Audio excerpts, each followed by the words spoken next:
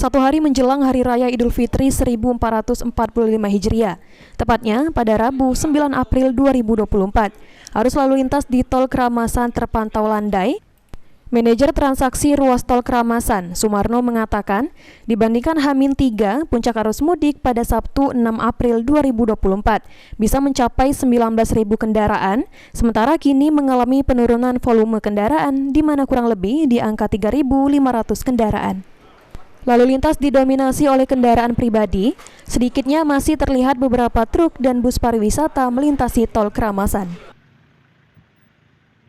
Laporkan dari gerbang Tol Keramasan untuk lalin di H-1 pagi hari ini sudah mulai mengalami penurunan, di mana yang biasanya kemarin di H-2 untuk lalin di pukul 6 sampai pukul 11 kurang lebih di angka 7.000, dan saat ini untuk kendaraan yang melintas di angka 3.500 kurang lebih kendaraan yang melintas.